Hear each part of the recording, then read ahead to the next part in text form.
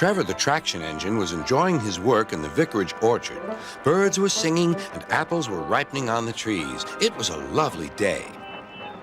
"Hello, Trevor," said James. "You look as bright and cheerful as my red paint." "Oh, I am," replied Trevor. "What's that noise?"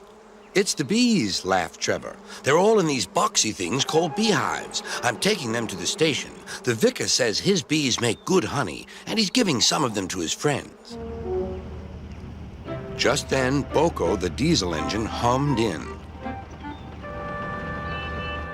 "Take care, you two. Don't make the bees angry. They might sting you." James didn't like being told what to do by a diesel, and he buzzed away. "Goodbye, Trevor," called BoCo, and set off to see Duck at the next station. Bill and Ben, the tank engine twins, were busy arranging cars, but they scampered off when they saw BoCo. "I remember the first time I met those two," laughed BoCo. "They nearly made my eyes pop out. Edward soon put a stop to their games." "Edward is the only one who can keep Bill and Ben in order," chuckled Duck. "I sometimes call them the bees." "A good name," replied BoCo. "They're terrors when they start buzzing around." James bustled in. "What's that, Duck? Are you afraid of bees? They're only insects after all, so don't let that buzzbox diesel tell you different." "His name is BoCo, and he didn't. I wouldn't care if hundreds were swarming around. I'd just blow smoke and make them buzz off." "Buzz, buzz, buzz," retorted Duck. The next morning, James arrived at the station to collect his coaches. The passengers were excited and keen to get on board. The platform was crowded, and the porter was in a hurry. "Mind your backs," he shouted. Then there was trouble. The beehive fell and broke open.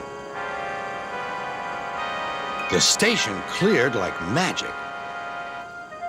James heard a familiar buzzing. The bees were too cold to be cross, so they buzzed around the fireman, hoping he'd mend their hive. But he didn't understand, nor did his driver, so the bees turned to James.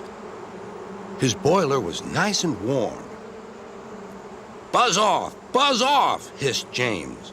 One bee burnt his foot. "Ooh, ah, ah, ooh."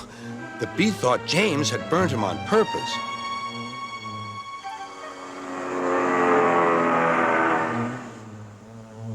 So it stung James right back on the nose. "Eee!" whistled James. He had had enough. So had his fireman and driver. They didn't notice till too late that they had left all their coaches behind. They tried everything to get rid of the bees. First, they spun on the turntable, but to no avail. They tried washing them off, but the bees clung harder to James's warm boiler. Then they tried smoking them off by going through a long tunnel, but still the bees wouldn't go away. "It's no good, James," said his driver. "We'll just have to go back to the orchard and fetch another hive." James's reply was drowned by the sound of buzzing. The vicar was waiting anxiously for James. When he arrived, the bees swarmed straight into their new home. "Come on, James," said his driver. "What you need now is a good hose down." Later that evening, James was resting in the shed when the vicar came to see him. "Thank you for saving my bees," he said. "It's a pity it's not Christmas. Then we could call you James the Red-Nosed Engine." Everyone laughed, even James. But instead, they decided to call James the Bee's Knees, which means they thought he was more useful than ever.